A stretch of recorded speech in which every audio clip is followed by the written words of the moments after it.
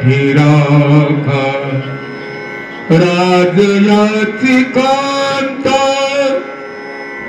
काय भीक मागी राजयाची कांता काय भीक मागे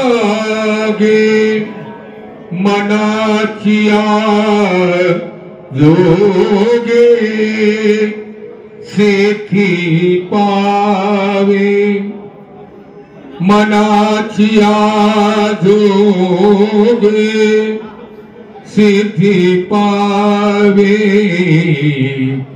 श्री गुरु सारिखा हसत पाठी राखा श्री गुरु सारिखा हसत पाठी राखा कल्पतरु तळवाटी जो कोणी बैसला कल्पतरु तळवाटी जो कोणी बैसला काय उडी त्याला सांगा जोडे काय उडी त्याला सांगा जोडे श्री गुरु सारिखा हसत पाठी राखा श्री गुरु सारिखा हसत पाठी राखा ज्ञानदेव म्हणे तरलो तरलो आता उद्धरिलो गुरु कृपे श्री गुरु सारिखा हसत पाठी राखा श्री गुरु सारिखा हसत पाठी राखा। आदरणीय गुरुवर्य झरेकर बाबा।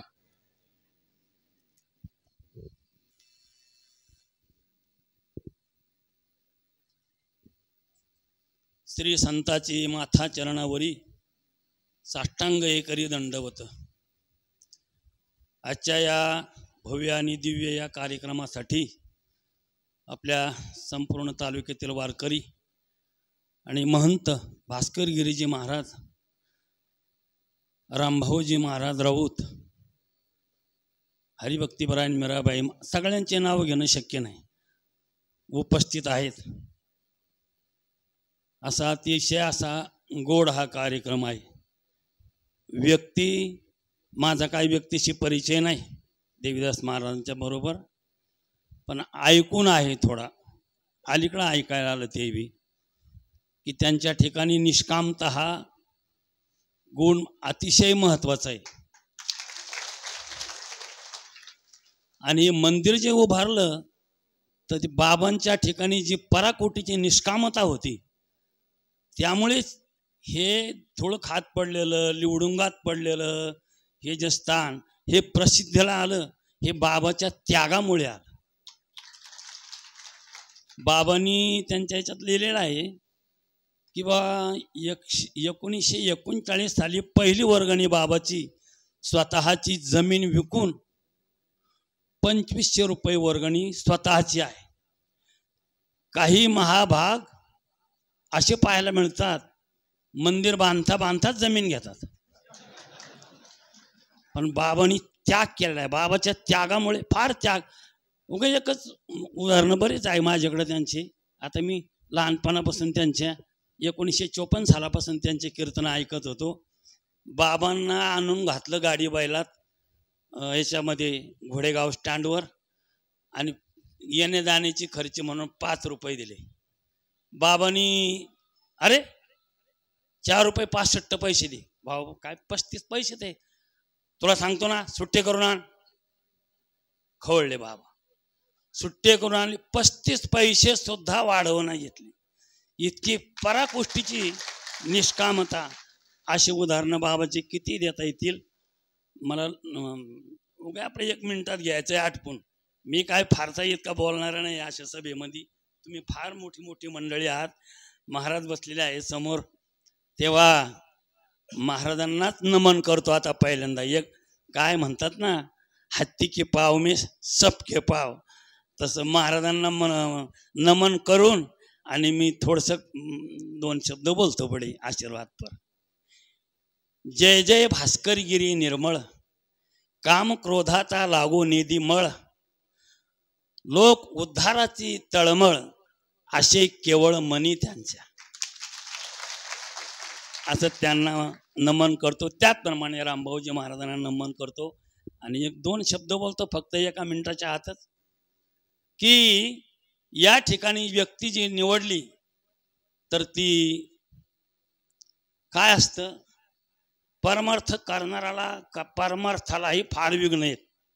आता तर कोणताही माल करायला त्याला कोणतेही रोग आहेतच, कोणत्याही माल करा त्याला रोग आहेत, तसं परमार्थाला सुद्धा रोग आहेच. परमार्थाला नाथ महाराजांनी सांगितले, एक ओवी मला आठवली तर बरं होईल. स्त्री आणि दुसरा अर्थू, की स्त्री आणि दुसरा अर्थू म्हणजे अर्थ, हे अर्थामागं 15 अनर्थ आहेत. त्यांचं निष्कलंक वृत्तीने जीवन जावं त्याकरताने मला एवढं बोलायचंय की स्त्री आणि दुसरा अर्थू हाच येलो की घोर अनर्थू, येणे अंतरला निज स्वार्थू, करी घातू प्राणाचा. असे नाथ महाराजांच्या अनेक ओव्या येतात आणि मी लिहूनही आणलेल्या येतात. मी भागवत वाचताना त्यांनी ओढल्यात ओव्या, त्यातली वगैरे एक सांगितली. म्हणजे हे 2 गुरुजी सांगायचे, पायकान बायका परभणीकर गुरुजी, हे 2 विघ्न आहेत, जबर आहेत, याच्यातून वाचायला पाहिजे. तो सुटला नाही तर मग गेला तू कामातून गेला, मग ती केस गेली, कामातूनच केस गेली. तेव्हा असं नाथ महाराज सांगतात, अर्थामागं 15 अनर्थ आहे. मधाबर मला येतात काय ती तरी पाहून निदान. चोरी, हिंसा, असत्य, दंभ, काम, क्रोध, गर्व, मद, भेद, अविश्वास, वैर, स्पर्धा, स्त्री, मागच्या अनर्थ स्त्री, दूध आणि मद्यपान, हे 15 अनर्थ. एकच जर पाठीमागं लागला त्या जीवाचं वाटोळ करून, वय होऊन गेलेली जीवाचं वाटोळ करून टाकीत होतो. असं म्हणून त्या बाबतीत जर पाहिलं तर मला स्तुती नाही करायची, पण वस्तुस्थिती सांगायची. मी ऐकून अजून अनुभवलं नाही. देवदासजी महाराज आजच पाहिलं मी त्यांना, की निष्कामता आहे अशी. बाबाच्या आशीर्वादाने तुमची निष्कामता, जीवन निष्कलंक जावं. माऊलीच्या आशीर्वादाने तुमचं जीवन निष्कलंक जावं अशी मी माऊलीच्या चरणी प्रार्थना करतो आणि माझे 2 शब्द पुरे करतो. रामकृष्ण.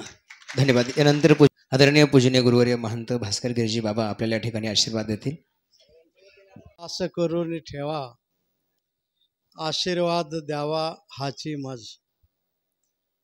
आज संतश्रेष्ठ ज्ञानोबारायांच्या या पवित्र भूमीमध्ये, भगवान मोहिनीराजाच्या पावन भूमीमध्ये, सर्व परमश्रद्धेय, पूजनीय, वंदनीय, प्रातस्मरणीय संत महंत आणि सर्व पक्षातील सर्व नेते मंडळी, देशप्रेमी, ईशप्रेमी, सर्व माता पिता, बंधू भगिनी, या सर्वांच्या उपस्थितीमध्ये आपण हा मंगलमय कार्यक्रम पार पाडून राहिलेला आहोत.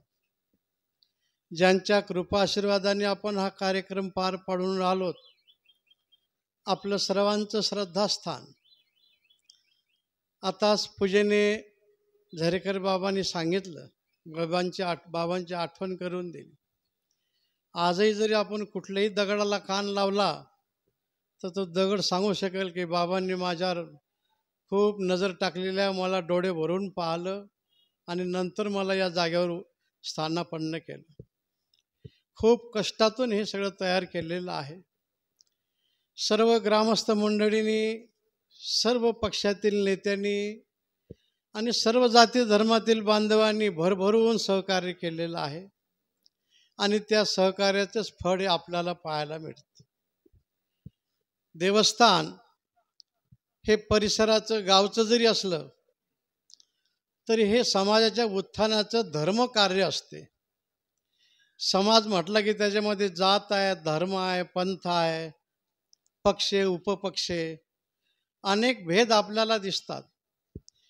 परंतु धर्म त्यालाच म्हटलेला आहे की जो मानवता धर्म, माणसांनी माणसाशी माणसासारखं कसं वागावं हे सर्व संत महंत ऋषीमुनी आपल्याला शिकवत आलेले आहेत. आपले शास्त्रही तेच सांगते आपल्याला. वसुदैव कुटुंबकम. आपल्याला केवळ ज्ञानेश्वर मंदिर नेवाशापुरताच विचार करायचा नाही, सर्वांना सुख मिळालं पाहिजे. आपली भूमी पावन भूमी आहे, भाग्याची भूमी आहे. संपूर्ण विश्वाला सुखाने नाव घालणारी शब्द ह्याच क्षेत्रात तयार झालेले आहेत. ज्ञानोबाराय म्हणतात वसुदैव कुटुंबक, याच्यापेक्षा उडी मारतात. किंबहुना सर्व सुखी पूर्ण होऊन तीही लोकी, भजी जो आदि पुरुषी अखंडित. हे उदात्त विचार याच पवित्र भूमीमध्ये, याच प्रवरा मातेच्या तीरावर जन्माला आलेले आहेत. ज्ञानोबारायांचं आता बाबांनी सांगितलं, संतांचं जीवनसुद्धा हे तारेवरची कसरत असते. खूप कसरत करावी लागते आणि खूप खूप सहने करावं लागते. ज्ञानोबारायांचं जीवन अतिशय खडतर अवस्थेमधून पार पडलेलं आहे. आळंदीमध्ये ज्ञानोबा भिक्षेला जात होते तर माणसं आपलेच पूर्वज होते त्यावेळेस. ओम भवती भिक्षांदेही म्हटलं की ते दार बंद करायचे, पण देत नव्हते. काही गावात कोणी राहायला जागा देत नव्हते, सिद्ध बिटावर झोपडी बांधून राहिलेत. आई वडिलांचं छत्र संपलेलं होतं. गावात कोणी असं जवळ घेण्यासारखं कोणी नव्हतं. मुक्ताईनीच एक सांत्वन करायचं, ज्ञानोबारायांनी सर्वांना सांभाळायचं. आणि अशाही अवस्थेमध्ये शुद्धीपत्राकरता पैठणला गेले. पैठणलाही परीक्षा घेण्यात आली, पण पैठण आणि आळंदीच्या मध्ये ज्यावेळेस इथं नेवाशाला आले, भगवान मोहिनीराजांचं दर्शन घेतलं आणि खऱ्या अर्थाने आपल्या नेवासकरांनी, परिसरांनी आईवडिलांचं प्रेम दिलं. आणि इथं 2-3 वर्षे भगवान महादेवाचं आपलं काय करवीश्वराच्या मंदिरामध्ये ज्ञानोबाराय विसावले आणि ग्रंथराज, ज्ञानेश्वरी, अमृतानुभव याच ठिकाणी सर्व पार पडला की जो सगळ्या जगाच्या सुखाला कारणी ठरलेला आहे. आणि म्हणून ही जे आपलं कार्य आहे हे कुठल्या जातीचं नाही, कुठल्या धर्माचं नाही, कुठल्या पक्षाचं नाही आणि कुठल्या एखाद्या पीठाधीशाचंही नाही. हे तुमचं, आमचं, सर्वांचं काम आहे. आणि बाबांचा त्याग आपण आपल्या समोर ठेवून, आताच झारकर बाबांनी सांगितलं की त्यांनी आपल्या जवळची जी काही थोडी पुंजी होती ती मंदिराला अर्पण केली. आणि बाबांनी तीही खंत व्यक्त केली की मंदिर बांधून आम्ही दुसरं काही उभं करत असतो. बाबांनी स्वतःचा विचार कधीही केला नाही. खूप आता मगाशी भाड्याचा प्रसंग सांगितला. एकदा आम्हाला इथं श्रावणाचा कार्यक्रम होता, आम्ही स्वतः बघितलं. वैकुंठवासी पूजनीय घोले बाबा, त्यांना भाड्याला फक्त पैसे दिले होते. आम्ही बसलो होतो, ते मग म्हणले त्या घोलेबांना बोलावलं. म्हणले घोलेबा तुम्हाला पैसे किती दिले? एवढे. तुम्हाला एवढे कशाला लागतात? ते परत करा त्यातले. एवढ्या त्यागातून निर्माण केलं. हे बोलणं सोपं आहे, ऐकणं सोपं आहे, कृती फार अवघड आहे. आणि हे कृती करण्याकरता ज्ञानोबारायांनी हे सगळं आपल्याकडून करून घेतलेलं आहे. निमित्त मात्रम भव सव्यसाचिन. म्हणून आज आपल्या परिसरामध्ये जे संत म्हणतात होऊन गेले, त्यांचा कृपा आशीर्वाद आज जे विद्यमान आहेत ते मुद्दाम आपल्याला आशीर्वाद देण्याकरता आणि संदेश देण्याकरता या ठिकाणी इथं आलेल्या आहेत. परमपूजनीय वंदनीय आपल्या परिसराचं धार्मिक वैभव गाथामूर्ती श्री रामभाऊजी बाबा, त्याचप्रमाणे आपल्या जिल्ह्याचं वैभव परमपूजनीय वंदनीय मीराबाई महाराज यांची बाबावर खूप प्रेम होतं. झरकर बाबा तर प्रश्नच नाही, सांगितलंच. आणि सर्व संत म्हणतात तर सर्वांची काही नावं घेत नाही. सर्व संत महंत हे बाबांच्या सहवासात तयार झाले. बाबा पाठीवर हात टाकायचे, पण दोन प्रकारचा हात टाकायचे, एक आशीर्वादाचा आणि एक धबाक्याचा. जर समजूत सांगायची असेल तर प्रेमाने, नाही तर मग किती मोठा असला तरी त्याला त्यांच्या भाषेतच बोलायचे बाबा. म्हणून बाबा कडक राहिले, सगळं केलं, हे सगळं निर्माण झालं. बाबा तर काही घेऊन गेले नाहीत. त्याच्यानंतर हरिभक्तीपरायण शिवाजी महाराज त्यांनी कार्य केलेलं आहे. प्रत्येकाच्या जीवनाची वाटचाल हे आपण लक्ष घेणं महत्त्वाचं असतं. आपण माऊलीचे सेवक आहोत. माऊलीचे सेवक असल्यामुळे आपलं लक्ष कुठं असलं पाहिजे हे महत्त्वाचं आहे. हे बघण्यात आपल्याला एक अशी आपली पद्धत असते, दुसऱ्याच्या दोषाचं प्रदर्शन आणि आपल्या गुणाचं अवडंबर. याच्यामुळे आपल्याला अभिमान होते आणि दुसऱ्याची हानी होत असते. मग ह्या सर्व गोष्टीचा आपण सर्वांनी विचार केला आणि ते माऊलीचं स्थान चांगल्या प्रकारचं कसं शोभून दिसेल म्हणून मग अशी आता अभंग साहेबांनी सांगितलं, आपले सर्व विश्वस्त मंडळ. खरं म्हणजे विश्वस्त मंडळ हे काही मालक नसतात, हे सेवक असतात. आता आम्ही इथं महंत महाराज आहेत, सुनीलगिरी महाराज महंत, मंडलेश्वर, महामंडलेश्वर, हे विनाकारण बोजा घेणार डोक्यावर. तुम्ही कष्ट करता, हायल्या माळ्या बांधता, घरदारं करता, तुम्ही कष्ट करता, आम्ही कोणाचा नागा राखतो काय? मग तुम्ही कष्ट करून आम्हाला देता धर्माच्या नावाने, आणि मग आमचा बडेजावपणा काय कामाचं? म्हणून आम्ही कुठलेही कोणी मालक नाही, सेवक आहोत. जोपर्यंत देवाने दायित्व दिलेलं आहे तोपर्यंत देवत्व ते दायित्व साक्षीरूपाने पार पाडायचं आहे. आपलं म्हणून सांभाळायचं, पण आपलं म्हणून ते खर्ची टाकायचं नाही. तुका म्हणे गाई राखीतो गोवारी, माझे म्हणे परी लाभ नाही. मंदिर आता आपला विश्वस्त मंडळचं आहेच, सगळ्यांचंच असं जर म्हटलं नाही त्याला कुठेतरी काही इंजन लागते. म्हणून विश्वस्त मंडळ अध्यक्ष आणि तिथले संत महंत. इंजन असल्याशिवाय डबे ओढल्या जात नाही, आणि डबे नसले तर इंजनालाही महत्त्व नाही. दोन्ही गोष्टी एकावर एक अवलंबून आहेत.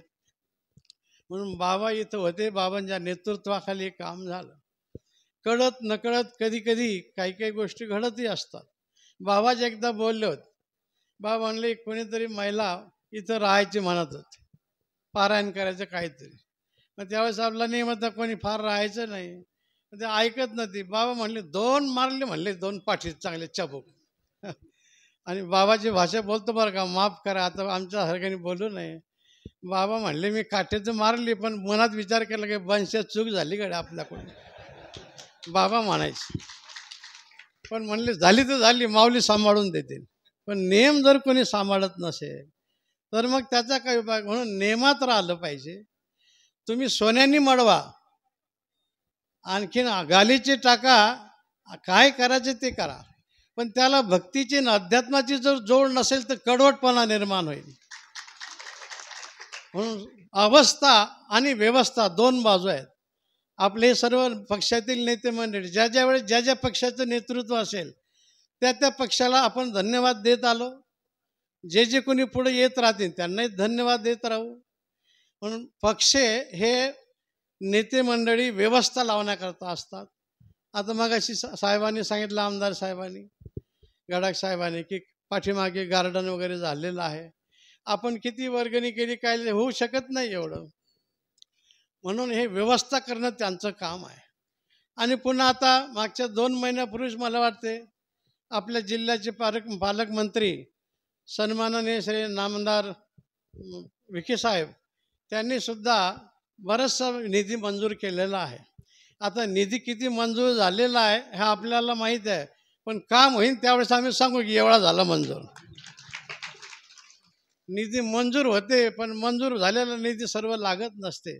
कोणत्याही पक्षाचं सरकार असू द्या, अनेक अडचणी असतात. आता मग अशी साहेबांनी सांगितलं, निधी आणण्याकरता पहिल्यांदा तर जागा मालकीची लागते. जागा मालकीची असली की काम करणं आणि करून घेणं हे सगळ्यात महत्त्वाचं असते. म्हणून नेते मंडळीला व्यवस्था लावण्याचं काम आहे. व्यवस्था ही कधी कधी माणसाला कुठेतरी कोणातरी मार्गाने घेऊन जात असते. व्यवस्थेबरोबर अवस्थेचा विचार करणं गरजेचं आहे. पण अवस्था येण्याकरता व्यवस्थेची पहिल्यांदा गरज आहे. आता आमचं विश्वस्त मंडळ अभंग साहेब सगळ्यांनी जास्ती गर्दी होईल म्हणून मंडप दिला. उन्हाचा त्रास होऊ नये, व्यवस्था करावीच लागते. तसं व्यवस्थेतून अवस्था प्राप्त होत राहते. मग अवस्था प्राप्त होण्याकरता बाबांनी आपलं जीवन खर्ची टाकलं आणि आम्हाला ही अवस्था प्राप्त व्हावी म्हणून मंदिराची उभारणी केली. आणि त्याची सगळी सुव्यवस्था आतापर्यंत ज्यांनी हा कारभार सांभाळला त्यांनी अतिशय तन मन धनाने पार पाडलेली सेवा. आणि आजचं दायित्व ज्या विश्वस्त मंडळाकडे ग्रामस्थ असतील, सगळ्या जरी आपण सर्व ग्रामस्थ परिसर म्हटलं तर सगळ्यांच्या विचाराने सगळं होत नाही. सगळ्यांच्या विचाराने म्हटलं की थोडंसं स्वयंपाकसुद्धा नसून जातो. एक चांगले स्वयंपाक करणारी महिला असावी, पण खाणारे वेगळ्याच आवडीचे. राहून 5-5, 10-10 मिनिटांनी एक व्यक्ती होते. म्हणले स्वयंपाक तर चांगला करायचंच आहे, पण जरा खमंग झाला पाहिजे, थोडं 2 मिरच्या जास्ती टाका. दुसरा आला म्हणले काय झालं चालले, पण थोडं मीठ जास्ती पाहिजे. तिसरा म्हणतो काय असू द्या, पण चांगलं लोणकड तूप टाकलं पाहिजे.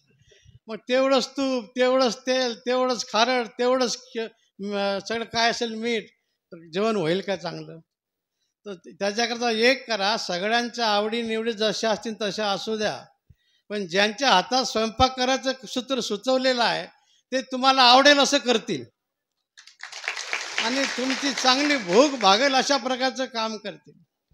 म्हणून स्वयंपाक करणारी व्यक्ती अशी कोणीतरी महत्त्वाचीच लागत असते. म्हणून आमचे हरिभक्तीपरायण देवदास महाराज, त्यांना ते जोग महाराजांचा आशीर्वाद घेऊन संस्थेचं अध्ययन पार करून आणि ओंकारेश्वरला नर्मदा मातेचा आशीर्वाद घेतला. भगवान शंकराचा आशीर्वाद संन्यासी आश्रमात राहून तिथं प्रस्थांतरी त्यांनी पार पाडली. त्याच्यानंतर परमपूजनीय वंदनीय प्रातस्मरणीय भारतानंद स्वामीजी महाराज, आता आज मुद्दाम जवळ कार्यक्रम होता म्हणून ते आले नाहीत, पण श्रावणाच्या कार्यक्रमात अवश्य ते आल्याशिवाय राहणार नाहीत. त्यांच्याकडे महाराजांनी 7-8 वर्ष अध्ययन केलं आणि त्यांच्या मुशीमध्ये तयार झालेलं आहे. स्वामींचं त्यागमय जीवन आहे आणि ते इकडे आल्यानंतर ते काम करत होते.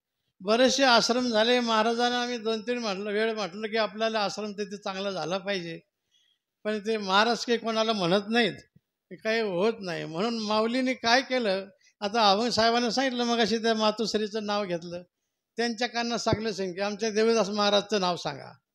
मग विश्वस्त मंडळाच्या कानात सांगितलं, महाराज मंडळी नेते मंडळीच्या गावकऱ्याचे कानात सांगितलं की देवदास महाराजांना आता त्यांच्या नावात दास आहे आणि ते देवीचे दास म्हणजे ज्ञानदेवीचे दास झाले. आता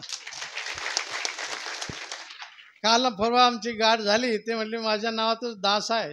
मला वाटलं आंबेचा दास म्हणतील, पण ते म्हणले नाही, मी आता ज्ञानदेवीचा दास झालो. इथं ज्ञानेश्वरी निर्माण झाली, त्यांच्या नावात दास आहे.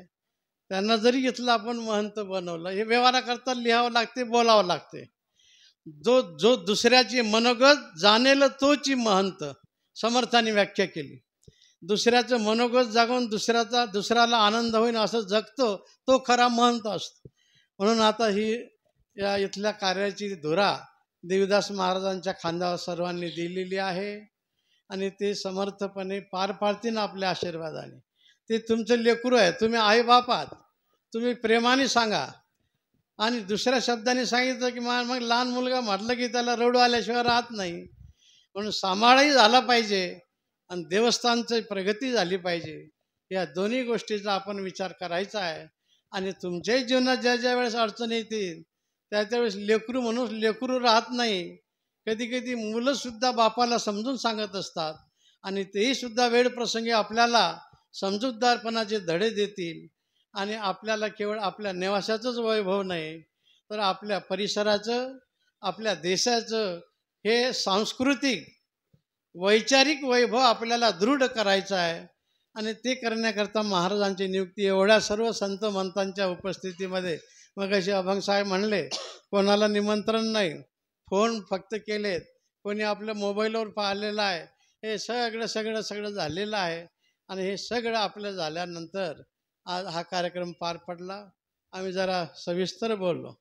म्हणून ज्ञानोबारायांनी हा संदेश दिलेला आहे, वैकुंठवासी गुरुवर्य बाबांनी संदेश दिलेला आहे. आणि त्याप्रमाणे हे सगळी मंडळी तुम्ही आपण कामाला लागलो. आपण कोणाची केल्यामुळे हे झालं नाही आणि कोणाच्या केल्यामुळे होणारही नाही. करणारे ते श्रेष्ठ आहेत, समर्थ आहेत. म्हणून माऊलींचा कृपाशीर्वाद, गुरुवर्य बाबांचा कृपाशीर्वाद घेऊन भविष्यामध्ये आपल्या सर्व भक्तांना, सर्व पक्षातील नेत्यांना, कार्यकर्त्यांना, सर्व जाती धर्मातील बांधवांना आपल्याला हे सर्वांना सुख प्राप्त करून देण्याचं एक फार मोठं या ठिकाणी दालन आपल्याला उभं करून दिलेलं आहे. ते आपल्याला पुढं न्यायचं आहे. माऊलींचा आशीर्वाद सर्वांना प्राप्त होत राहो. आजच्या या कार्यक्रमाचे सत्कार मूर्ती परमवंदनीय पूजनीय देवदासजी महाराज, त्यांना आम्ही मानाचा मुजरा करतो. उपस्थित सर्व संत मंत पूजनीय गाथामूर्ती रामभाऊजी महाराज, त्याचप्रमाणे गुरुवर्य मीराबाई महाराज, गुरुवर्य झरेकर बाबा म्हणजे आमचे आता भीष्माचार्य आहेत. ते सगळं भीष्माचार्य सांभाळायचं काम करतो, पण ज्यांना नष्ट करायचं असतं त्यांनाही सांभाळायचं काम करत असतं. हे दोन्ही कामं भीष्माचार्य करतात. म्हणून सर्व संत मंतांना आम्ही वंदन करतो आणि सर्व उपस्थित देशप्रेमी, धर्मप्रेमी बांधवांना आम्ही मानाचा मुजरा करतो. आणि जाता जाता एकच सांगतो, देश सुरक्षित, धर्म सुरक्षित, धर्म सुरक्षित, समाज सुरक्षित, समाज सुरक्षित, जाती धर्मातील सर्व उपासना सुरक्षित. हे आपल्याला हे तत्व माऊलीचं आपल्या अंगी बांधायचं आहे. एवढीच प्रार्थना करतो. सर्वेत्र सुखी न संतु, सर्वे संतु निरामयः, सर्वे भद्राणि पश्यन्तु, मा कश्चित् दुःखमाप्नुयात्. आम्ही सद्गुरुं शांतं सच्चिदानंद विग्रहं पूर्णब्रह्म परानंदमीशमानंदी वल्लभम. या ठिकाणी उपस्थित असलेली सगळी संत मंडळी, वारकरी मंडळी, भाविक भक्त आणि या ज्ञानोबाऱ्यांच्या या मंदिराविषयी अपार श्रद्धा असणारे सगळेच तुमच्या सगळ्यांच्या चरणावर साष्टांग दंडवत करून या स्थानावर योग्य व्यक्ती असावी याविषयी सगळ्यांच्या अंतःकरणात काय श्रद्धा आहे हे या ठिकाणच्या उपस्थितीवरून लक्षात येते. बाबांची निवड झालेली आहे. ज्ञानोबाऱ्यांची इच्छा आहे. बाबांना पुन्हा एकदा विनंती आहे. मागे गंगापूरला आले त्याही वेळेला मी सांगितलं की हा काटेरी मुकुट आहे. असावं असावं असावं असं वाटणं वेगळं, विद्यार्थ सगळ्यांना चालतो. फक्त तसं असलंच पाहिजे, आपण असलं पाहिजे. एक बाबांनी सांगितलं तारेवरची ती कसरत आहे, कठीण आहे, पण तरीही कुणाला ना कुणाला तो विषाचा प्याला शंकरासारखा घ्यावाच लागणार आहे.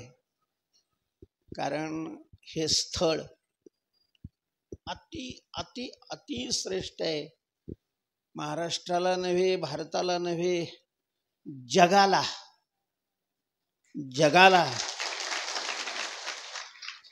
दुःखातून मुक्त करण्याचं साधन सांगणारं हे स्थान आहे. ज्ञानोबाऱ्यांच्या भाषेत सांगायचं, साचची बोलाचे नव्हे हे शास्त्र, संसार जिणते शस्त्र, आत्मा अवतरविते मंत्र अक्षरी.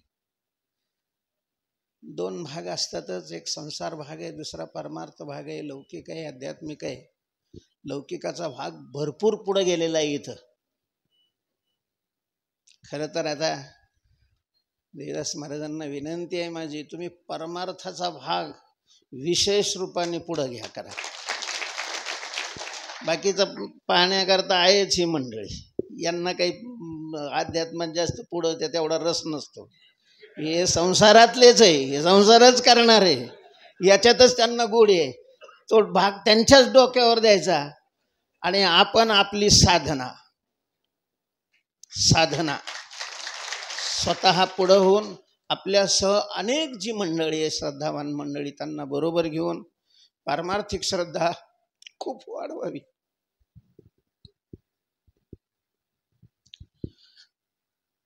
परमार्थ वाढला पाहिजे.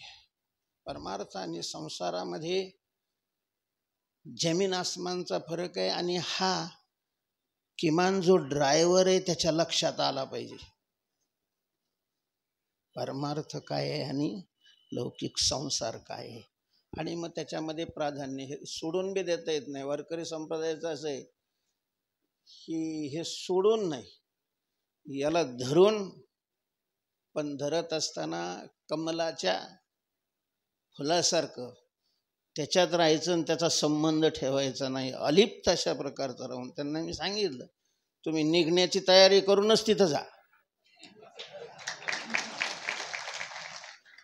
आणि त्यावेळेस सांगितलं आपल्या परमार्थाला जर अडचण येत असेल मग थांबायची काही आवश्यकता नाही.